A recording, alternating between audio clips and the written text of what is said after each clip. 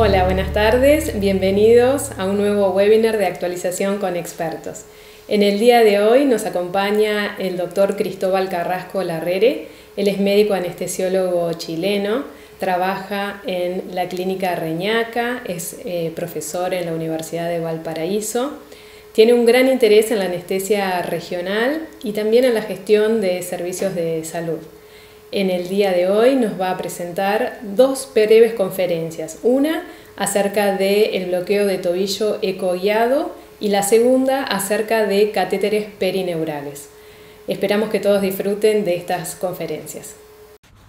Hola, buenas tardes. Soy el doctor Cristóbal Carrasco de la Clínica Reñaca, Universidad de Valparaíso, y vengo a conversarles un poco sobre catéteres perineurales y algunos tópicos sobre este tema. Comentarles que no tengo conflictos de interés para esta presentación. Vamos a conversar de la necesidad de catéteres. ¿Necesitamos utilizar catéteres siempre? ¿No? ¿Cuáles son las complicaciones más comunes que observamos? ¿Qué estrategias tenemos para usarlos tanto a nivel intrahospitalario como desde el punto de vista ambulatorio? ¿Y cómo podemos manejar algunas situaciones puntuales?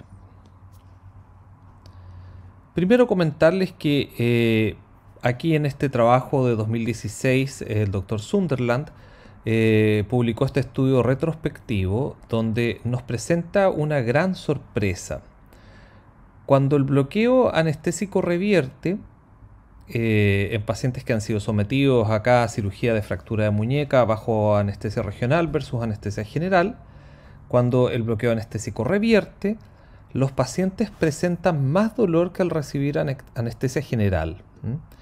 Y esto los lleva inclusive a volver a consultar, buscar atención de urgencia y reingresar. Y si observamos en el gráfico, vemos que el dolor reportado como severo en el grupo que recibió solamente bloqueo regional fue muy superior al grupo de anestesia general, probablemente porque el médico que atendió al paciente que recibió anestesia general utilizó una estrategia más completa, multimodal, y probablemente también utilizó medicamentos opioides.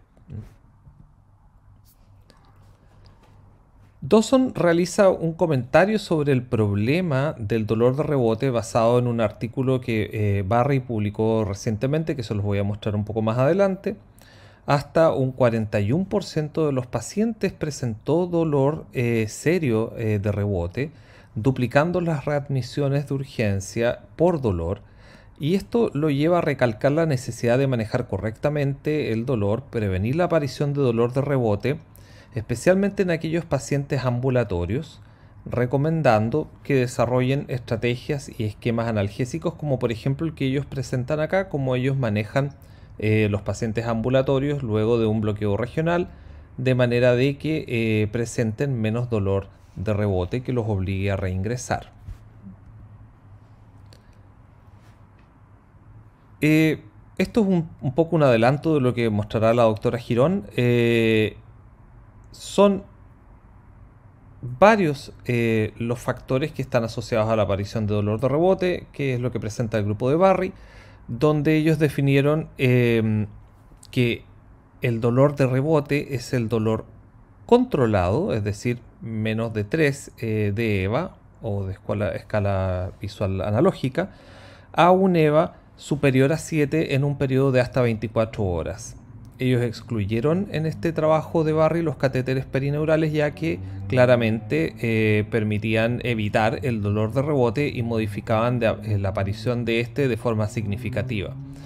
Si se fijan, tanto la edad, el índice de masa corporal, el sexo femenino, la cirugía que involucra hueso, la presencia de anestesia general o ausencia de esta, el uso de dexametasona y el uso de analgésicos no esteroideos tuvieron impacto sobre la aparición de dolor de rebote, siendo dexametasona muy interesante porque solo por sí misma previene la aparición de dolor de rebote. En este análisis retrospectivo se compararon bloqueos continuos versus placebo y con anestésico local en el setting de reparación de ligamento cruzado tanto con tendón patelar o con semitendinoso gracilis. Se les realizó una anestesia espinal, subaracnoidea, se hizo un bloqueo femoral continuo, uno de los cuales se hizo con anestésico local en la infusión continua, el otro con placebo en la infusión continua y uno que solamente recibió placebo. Y se agregó una estrategia multimodal en la que se incluyeron opioides orales y anestésicos, o sea, analgésicos no esteroideos. Lo interesante de este trabajo es que se observó que para evitar el dolor de rebote se requerían un promedio de 33 horas de bloqueo, situación que obviamente no se logra con la dosis única. Por lo tanto, en este setting específico de reparación de cruzado, tanto con tendón patelar como semitendinoso gracilis, se requiere un bloqueo femoral que al menos dure 33 horas. Y esto solamente lo logramos con un catéter. El bloqueo continuo del nervio periférico entonces es una herramienta muy eficaz y muy segura para el manejo del dolor postoperatorio. Reduce los requerimientos analgésicos, disminuye la aparición de dolor de rebote, disminuye efectos adversos asociados, por ejemplo, al uso de opioides postoperatorios, pero es una técnica que no está exenta de falla y esta tiene una incidencia reportada que va desde un 4 a 15%. Vamos a conversar cuáles son las causas de estas fallas. En 2013, Marhofer demostró que en voluntarios sanos hasta un 15% de estos tenía salida del catéter analizados por ecografía dentro de las 6 horas que duró el estudio. Ahora, el método de fijación que ellos utilizaron dista bastante del que utilizamos nosotros, pero no deja de ser interesante que dentro de las primeras 6 horas de instalado un catéter perineural, un 15% tenía salida del catéter. En 2015, asimismo, Marhofer comentó que hasta un 6% o un 6.7% de estos pacientes presentaban complicaciones. En un universo de 509 catéteres continuos tuvo un 6.7% de complicaciones en un setting de cirugía ambulatoria, de los cuales un porcentaje importante de estos correspondían a salida dislocación del catéter con analgesia insuficiente en casa. Esto obviamente podía llevar a que el paciente tuviera que reingresar por dolor o que el paciente declarara que el dolor había sido muy intenso, lo que por supuesto es una complicación. Aquí tenemos el método de fijación de Marhofer. Esto fue tomado de la publicación. Dista un poco bastante de lo del sistema que utilizamos nosotros para poder fijar los catéteres. El doctor Enrique Moreno junto con Constanza Manzano reportaron un 4% de salida de catéter en Clínica Santa María, utilizando la técnica mediante la cual nosotros fijamos los catéteres. Una cosa importante es qué pasa en cuanto a tanto colonización como infección. En este trabajo de Comper observamos que en lo que nosotros llamamos las zonas limpias tienen efectivamente un porcentaje de colonización más bajo. Sin embargo, zonas como femoral tienen hasta un 11% de colonización. Cabe destacar además que en el trabajo de Comper ellos tunelizaron 3 centímetros todos los catéteres. En otro trabajo, en Capdevila, ellos encontraron que hasta un 29% de los catéteres tuvieron cultivos positivos en un análisis de 969 catéteres, pero con una tasa de 0.07% de infección. Y estos catéteres tuvieron una duración promedio de 56 horas instalados. Entonces apunta a que claramente tenemos la posibilidad de tener colonización que van desde un 11 a un 29% de nuestros catéteres, y obviamente existen zonas que son más sucias, como por ejemplo interescalénico y femoral, y otras zonas que son un poco más limpias, como podrían ser en el caso de Compere, infraclavicular y fascia ilíaca. Otra cosa interesante fue que la mayoría de los microorganismos que encontraron fueron Staphylococcus coagulasa negativos, prácticamente en todos los catéteres. Ahora, las incidencias reportadas de infección de catéter perineural van de 0 a 3% aproximadamente, siendo una complicación bastante baja pero muy dramática. Nicolotti describe en este trabajo potenciales mecanismos, de los cuales 3 mecanismos son los fundamentales: la diseminación hematógena, el ingreso de microorganismos desde la piel a través del sitio de punción y también la posibilidad de que los agentes que se están infundiendo a través del catéter estén contaminados.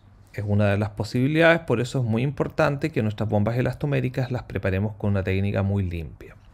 Ahora, Nicolotti nos recomienda algunas estrategias para prevenir la infección del catéter, y estas podrían ser, por ejemplo, el retirarnos los relojes, las joyas, lavado de mano, quirúrgico. Nosotros no utilizamos escobillado salvo que se observe suciedad visible. Utilizar gorro, mascarilla, barbijo y guantes estériles. La desinfección con clorexidina o con alcohol isopropílico. Mantener la instalación de campos, un campo quirúrgico estéril, y realizar una curación con apósitos que estén estériles y que sean adecuados. Algunas cosas están discutidas, como por ejemplo el uso de antibióticos de forma profiláctica o el uso de apósitos medicados. Nosotros en nuestro centro, en Clínica Reñaca, utilizamos apósitos medicados con clorexidina, basándonos básicamente en lo que se ha obtenido de el uso de apósitos medicados en catéteres venosos centrales, en los cuales se ha demostrado que la tasa de infección baja muchísimo, así que nosotros ya hace bastantes años los utilizamos. Sin duda es algo discutible, ¿no? Factores de riesgo que son relevantes podrían ser la diabetes, la inmunosupresión, el uso de quimioterapia, la presencia de una malignidad concomitante, el abuso de drogas y el trauma son relevantes. Sitios de inserción también, como lo habíamos conversado, son bastante relevantes. La presencia de catéteres a niveles axilares o femorales presenta mucho más riesgo. La presencia de hematomas y sangrado en el sitio de punción también podría incrementar el riesgo de infección.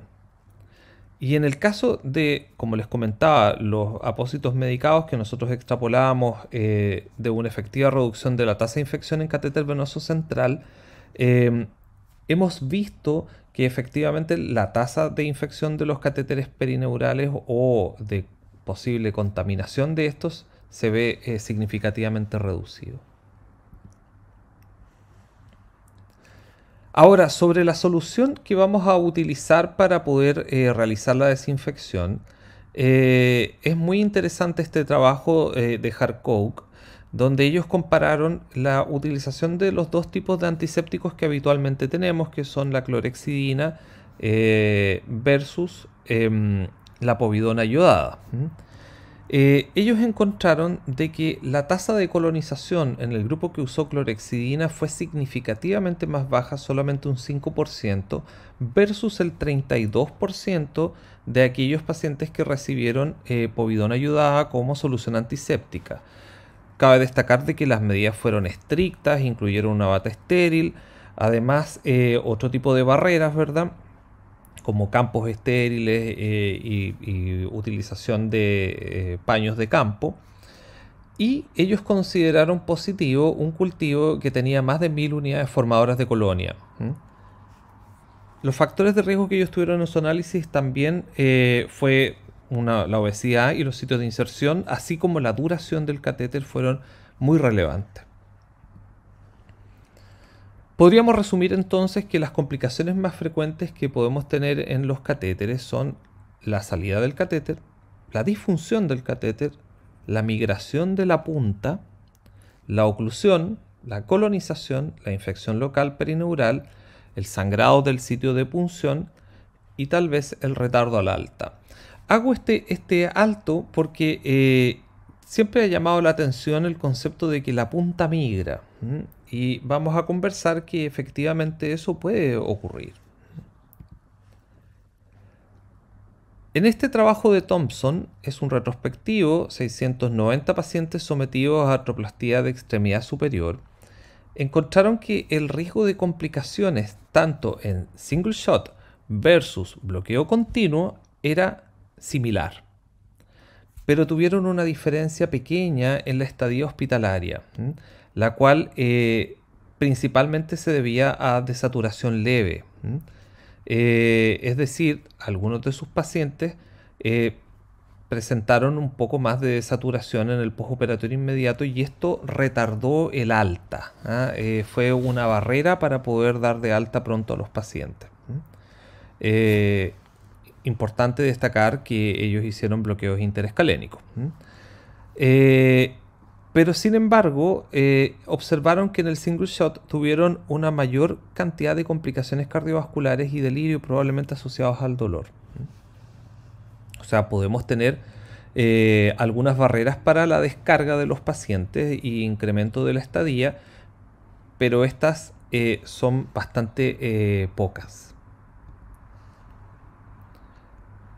Ahora, como les había comentado, el tema de la migración de los catéteres, en este trabajo Aoyama presentó un prospectivo randomizado donde compara dos técnicas de inserción también para catéteres interescalénicos y observa el nivel de desplazamiento de la punta de estos catéteres en los dos abordajes, llámese anterior y posterior. El posterior consideró un abordaje en plano, el cual se hizo a nivel del elevador de la escápula, o sea, bien posterior. Y el anterior hizo un abordaje interescalénico clásico fuera de plano. Del punto de vista analgésico, tuvieron una efectividad igual. Tuvieron una pequeña tendencia mayor a la migración en el grupo en el cual se hizo el abordaje anterior fuera de plano, pero sin embargo consideraron que era similar.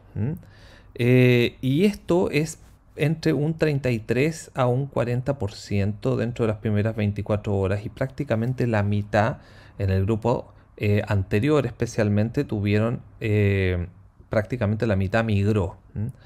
Ellos consideraron migración a un desplazamiento de 0.5 centímetros con respecto al inicio. Utilizaron Dermabond con adhesivo y obviamente observaron peores scores de dolor en aquellos pacientes que tuvieron migración.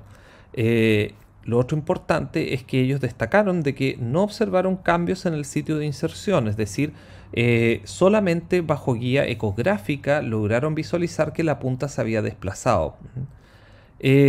Ahora, del punto de vista estadístico, ellos consideraron que era bastante similar. Ahora, si uno va un poco a hacer un análisis extrapolando de las cifras que ellos mismos presentaron, sin duda que no tiene significancia estadística lo que yo estoy diciendo, pero la tendencia es que al abordaje anterior, fuera de plano, presentaba mayor riesgo de migración y mayor riesgo además de tener un poco de leak alrededor del catéter, es decir, que tuviésemos esta especie de filtración. Cosa bastante importante porque en el fondo es una de las cosas en las que nosotros nos preocupamos bastante, que es el hecho de que al hacer un abordaje anterior tenemos una tunelización del catéter bastante menor que al hacer un abordaje posterior donde avanzamos el catéter bastante y es un abordaje bastante más profundo. Y por eso mismo en nuestra realidad nosotros utilizamos un concepto que se llama tunelización previa. Es decir, nosotros no realizamos la tunelización una vez salido el catéter, sino que nosotros definimos puncionar bastante más lejos del objetivo, de manera de que el trayecto subcutáneo que se genera o transmuscular que se genera es un trayecto largo y que no tiene una tunelización subcutánea, sino que ya está tunelizado previamente. Luego voy a mostrar una imagen para poder tratar de dejar el concepto un poco más claro. Nosotros usamos además Opsite, no usamos Dermabond porque el costo es muy alto en nuestro centro y hace muchos años que usamos Opsite. Es un apósito respirable en spray que permite evitar la filtración desde el sitio de inserción. Fijamos con el apósito transparente medicado Tegaderm. Por supuesto que hay otras marcas y todas son bastante interesantes. Realizamos una especie de protección antitracción enrollando el catéter sobre sí mismo, lo que le decimos la cola de chancho o de cerdo, no sé si sabes lo que son los chanchos. Y reforzamos con una tela adhesiva que en nuestro medio se llama Fixomul, es una tela de alta resistencia que les voy a mostrar fotografías también para que ustedes puedan verlas. Aquí en esta fotografía tenemos el apósito en spray, Opsite. Tenemos ahí también una fotografía con el apósito medicado, Tegaderm medicado, clorhexidina. Sin duda que hay otras marcas, eso es lo que compra nuestro centro. Esta es una de nuestras bandejas típicas de anestesia regional, donde nosotros podemos observar que tenemos un set de catéter de nervio periférico con aguja tipo TUI. Tenemos una manga estéril con gel estéril. Las marcas en este caso dan lo mismo porque la verdad es que todas son bastante buenas. Acá estamos en este video, vamos a ver lo que es el concepto de tunelización previa, es decir, hay un objetivo que está bastante alejado de nuestro sitio de punción, estamos haciendo un bloqueo interescalénico por vía posterior, y si ustedes observan, el trayecto que queda desde la punta de la aguja, que es donde está el target, hasta el sitio de inserción, nos permite prácticamente 6 o 7 centímetros que quedan tunelizados totalmente, y eso es muy útil porque nos evita hacer una tunelización posterior, por eso le decimos la tunelización previa, y hemos visto que mientras más tunelizado está el catéter, menor es la tasa de filtración. Estas son las bombas elastoméricas que utilizamos. Tenemos bombas de tasa fija, que son la que tiene la cabeza roja. Tenemos las que más utilizamos, que son bombas elastoméricas que tienen flujo múltiple o flujo variable. Ahí tenemos un reloj de flujo y tienen un modo de rescate PCA, que es un balón que tiene un sistema de bloqueo que se bloquea en 30 minutos y que permite pasar un bolo de rescate de 5 mililitros. Todas las veces que vamos a instalar un catéter, nosotros vestimos el ecógrafo con una manga estéril. Esto también esto es de estándar, pero además nosotros, inclusive en los single shot, también vestimos el ecógrafo de forma estéril. Es discutible, pero es la norma que nosotros tenemos para reducir todo tipo de infecciones, pero eso solamente es mandatorio para la instalación de catéteres. Como les decía, en nuestro centro es mandatorio para todos los bloqueos. Este es el sistema que utilizamos para fijar, ¿verdad? Tenemos una tracción tipo cola de chancho, que es lo que les había mostrado ahí.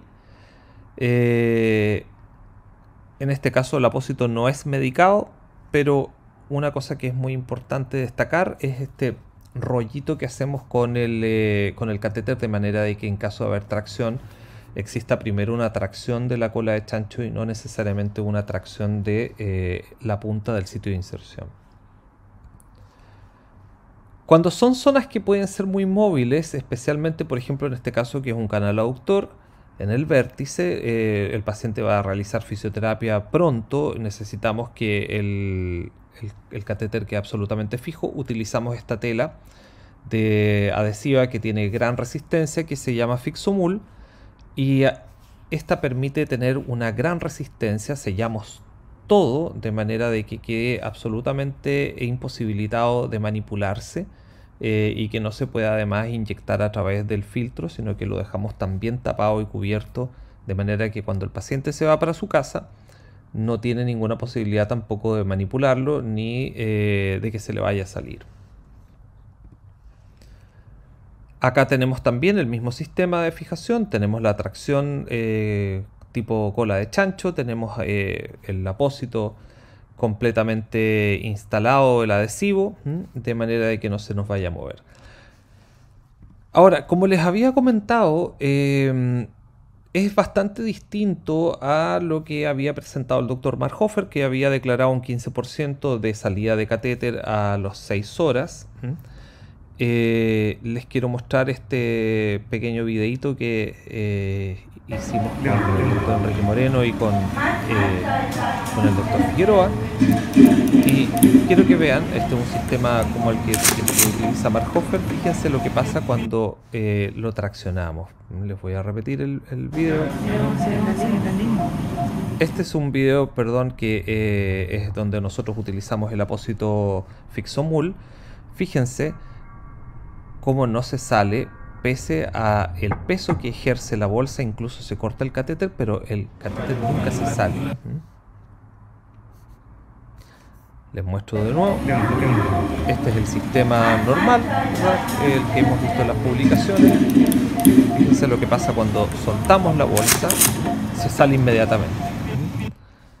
En cambio, en el sistema que utilizamos nosotros con el sistema antitracción y con el apósito adhesivo Fixomul, es prácticamente imposible que se salga al traccionarlo. Inclusive antes de salirse el catéter se corta, pero no se sale.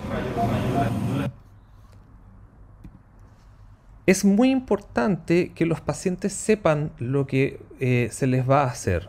Nosotros les hacemos firmar un consentimiento informado antes de la instalación del catéter, pero además de eso, cada uno de los procedimientos tiene un instructivo. En el instructivo identificamos quién es el anestesiólogo operador. Está su teléfono de contacto para que el paciente le pueda enviar un mensaje de texto en caso de que él tenga alguna duda. Y además está la instrucción de cómo acercarse al servicio de urgencia para que lo vea el equipo de anestesiología que está de guardia en caso de que haya algún problema. Y una serie de instrucciones que son muy importantes para que el paciente entienda la técnica, entienda cuáles pueden ser los síntomas de alerta y entienda en qué casos debe y no debe consultar nuevamente. La idea es que esto está hecho para el setting ambulatorio. Nosotros se los entregamos a todos los pacientes, independiente de que sean o no sean ambulatorios, tanto a nivel paciente que quedan intrahospitalario, hospitalizado algún día o 2 días, o el paciente que se va para su casa con el catéter, de manera que él se lo pueda retirar además por sí mismo cuando corresponde hacerlo y desechar todos los elementos como corresponde. Acá tenemos otro instructivo. Este instructivo es el que utilizan en el Hospital Clínico Magallanes en la región de Punta Arenas en Chile. Esto está hecho por la doctora Natalia Vidal, especialista en anestesia regional. Básicamente es un poco lo mismo, es un sistema de instrucción al paciente y también educación para el equipo de salud, de manera de que el paciente sepa cuáles son los cuidados que tiene que tener el catéter, cuáles son las potenciales complicaciones, cuánto dura la bomba elastomérica, dónde debe consultar en caso necesario. En el setting mío, en Clínica Reñaca, nosotros somos un centro que no tenemos un sistema de dolor fuera de horarios como para poder controlar los catéteres. Por eso mismo los pacientes se van con el instructivo y en caso necesario nos mandan un mensaje al teléfono para poder contestarles cualquier cosa que sea necesario, y tenemos obviamente nuestros anestesiólogos que están de guardia, los cuales están todos capacitados para poder enfrentar cualquier tipo de problema con la bomba. Es muy necesario que cada uno de los centros organice su sistema. Nosotros somos un centro que tiene recursos de personal bastante limitados y por lo tanto tenemos que de alguna manera involucrar a muchas personas en este trabajo. Bueno, la verdad que fueron 2 conferencias muy interesantes que nos aportan mucho a la práctica cotidiana. Espero que haya sido también de su agrado. Los esperamos el próximo lunes para un nuevo webinar. Recuerden que pueden enviarnos sus consultas a colaboradoresscientifica@arba.org y ahí nosotros canalizaremos las dudas que ustedes tengan. Que tengan todos muy buenas noches y nos vemos en el próximo webinar.